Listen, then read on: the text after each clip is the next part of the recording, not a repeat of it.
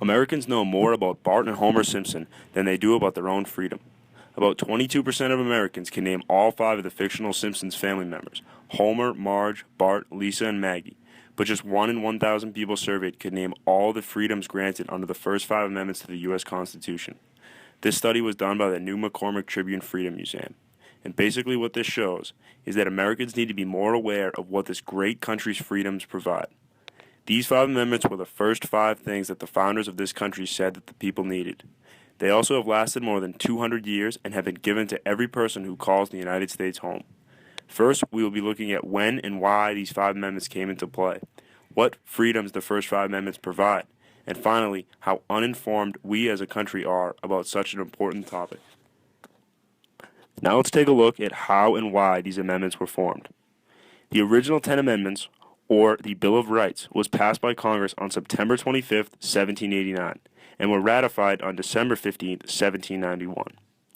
The Bill of Rights was written by James Madison in response to calls from several states for greater constitutional protection for individual liberties.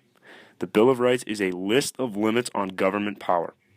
The Bill of Rights needed to be formed because the federal government and the state governments were both seeking the most amount of possible power. The first five amendments give the basic freedoms that Americans are given and cannot be changed by either the state or federal government. Now, after looking at why and how these were formed, let's take a look at what the first five amendments actually say. The First Amendment says that Congress shall make no law respecting an establishment of religion, or prohibiting the free exercise thereof, or abridging the freedom of speech, or of the press, or of the right of people peaceably to assemble and to petition the government for a redress of grievances. And what this says is that the United States Congress can't make any law about your religion, or stop you from practicing your religion, or keep you from saying whatever you want, or publishing whatever you want, like in a newspaper or a book. And Congress can't stop you from meeting peacefully for a demonstration to ask the government to change something. The Second Amendment clearly says that a well-regulated militia being necessary to the security of a free state, and the right of the people to keep and bear arms shall not be infringed. Congress can't stop people from carrying or having firearms or weapons, because we, as citizens, have the right to defend ourselves. The Third Amendment says that no soldier shall in time of peace be quartered in any house without the consent of the owner, nor in time of war, but in a manner to be prescribed by law. This says that you don't have to let soldiers live in your house except if there is a war, and even then, only if the United States Congress has passed another law about it. The Fourth Amendment says that the right of the people to be secure in their persons, houses, papers, and effects against unreasonable searches and seizures shall not be violated, and no warrants shall issue but upon probable cause, supported by oath or affirmation, and particularly describing the place to be searched and the persons or things to be seized. Nobody can search your body or your house or your papers and things unless they can prove to a judge that they have good reason to think you have committed a crime.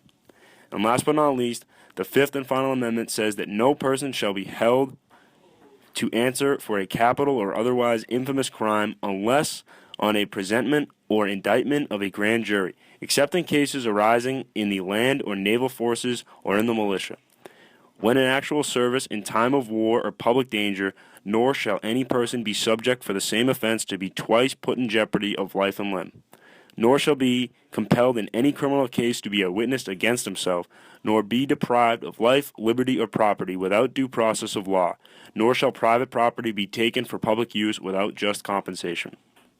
And what this says is that you can't be tried for any serious crime without a grand jury meeting first to decide whether there's enough evidence for a trial.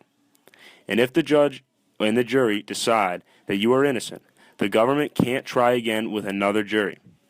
You don't have to say anything at your trial. You can't be killed or put in jail or fined unless you are convicted of a crime by a jury.